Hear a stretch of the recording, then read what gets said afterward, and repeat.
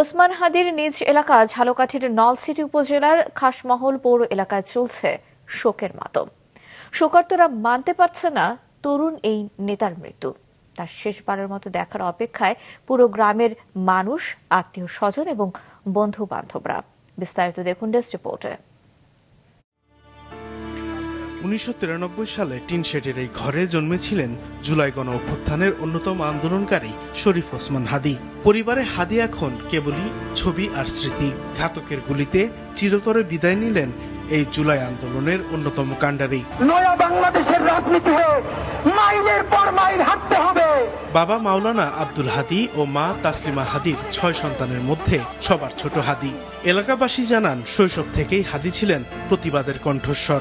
Nesarabad NS Kamil মাদ্রাসা থেকে দাখিল ও আলিম শেষ করে ঢাকা বিশ্ববিদ্যালয়ে প্রাতিষ্ঠানিক শিক্ষা সমাপ্ত হয় তার। তো আমাদেরকে যদি কেউ গুলি করে মেরে ফেলে তাকে যেন ধরে বিচার করা হয়। আপনি যদি আজকে আমাকে, জাবেরকে, আমাদের টিমকে মেরে ফেলেন এবং তার যদি বিচার করতে না পারেন তাহলে নতুন কেউ জন্মাবে না। স্বজনদের পাশাপাশি গ্রামবাসীর কাছেও 24-এর গণ অভ্যুত্থানের নেতৃত্বের এক প্রতিচ্ছবি হাদি। তাই তো তার নিহতের ঘটনা মানতে পারছে না কেউ।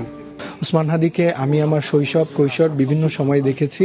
তিনি আউট অ্যাক্টিভিটিস, পড়ার বাইরেও মেধাবী তো ছিলই, এর বাইরে তিনি আবৃত্তি, কবিতা, একই সঙ্গে লেখালেখি এবং বক্তৃতায় তার অবস্থান সবসময় জাতীয় পর্যায়ে শ্রেষ্ঠ ছিল।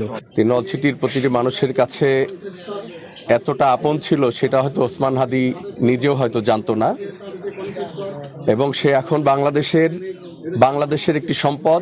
আব্দুল হাদি মাওলানা তিনি ওই রকমের জিহাদি মনোভাব ছিলেন। তিনি সবসময় প্রতিবাদী কণ্ঠ ছিলেন, ঠিক বাবার মতো ও প্রতিবাদী কণ্ঠ ছিল। অন্যায় কখনোই প্রশ্রয় করে নাই। পরিবারের সূত্রে জানা যায় হাদির শেষ ইচ্ছা ছিল বাবার কবরের পাশে যেন তার শেষ শয্যা হয়, তবে সে সিদ্ধান্ত এখনো চূড়ান্ত হয়নি। সাদিকুর রহমান সিদ্দিকী, মাছরাঙা, নিউজ ডেস্ক।